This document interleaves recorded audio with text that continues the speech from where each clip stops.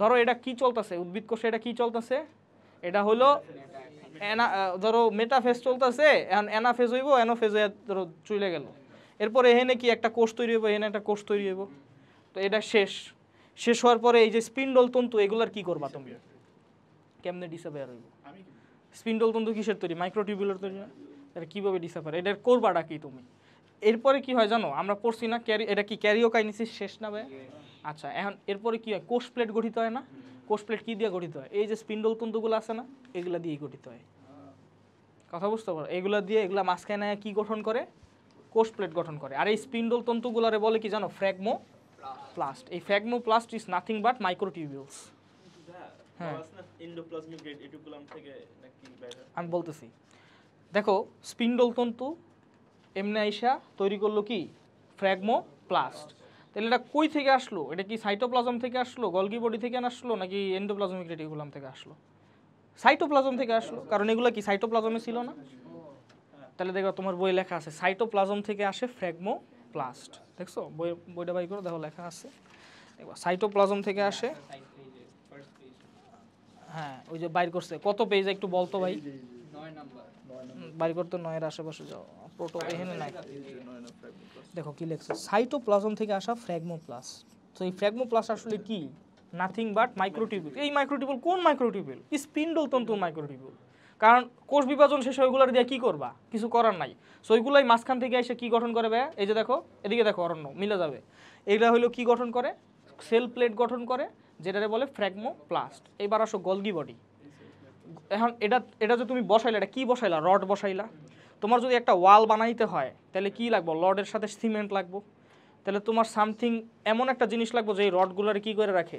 Sticky করে রাখে। তাহলে সিমেন্ট কীরকম স্টিক করে রাখে না রডগুলারে? তো সিমেন্ট কীরকম জেলির মতো হইতে হইব, যাতে স্টিকি ম্যাটেরিয়াল আনতে হইব, তাই না? তাহলে এই যে গলগি বডি থেকে এই যে পেকটিন জাতীয় ভেসিকল আসে। ভেসিকল মানে কি বুঝো তো? থলি।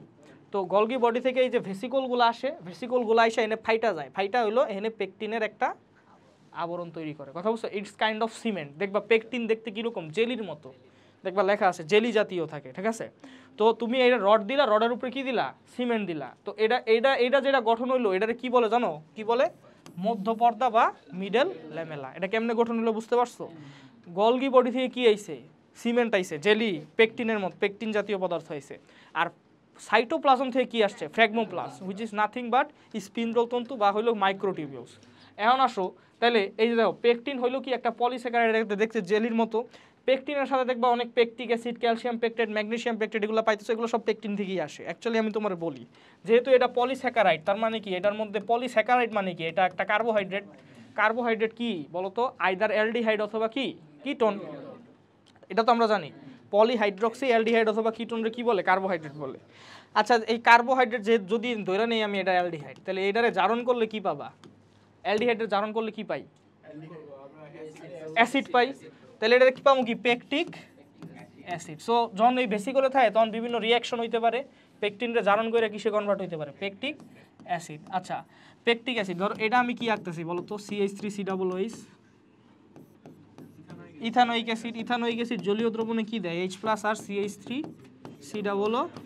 এটার নাম কি ভাই বলো তো? Ethanoate ion. তাহলে দেখো এখানে পেকটিক অ্যাসিড পাইছো। পেকটিক অ্যাসিড কি একটা অ্যাসিড? তাহলে ও যদি বিয়োজিত হয়, ও ঠিক সিমিলারলি H+ দিব, আর কি দিব?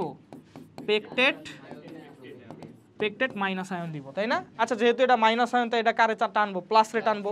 তাহলে দেখো এই যে ক্যালসিয়াম রে টানলে ক্যালসিয়াম পেকটেট, ম্যাগনেসিয়াম রে টানলে ম্যাগনেসিয়াম পেকটেট, তো 2+। তো মাইনাস যেহেতু মাইনাস কারে টানবো? প্লাস রে টানবো। তো ক্যালসিয়াম রে টানলে ক্যালসিয়াম পেকটেট, ম্যাগনেসিয়াম রে টানলে কি? Magnesium pectate. সো বুঝতে পারছো এই জিনিসগুলো কি? আর সবগুলো জিনিস দেখতে কিরকম? জেলির মতোই। কথা বুঝতে পারছো? Jelly like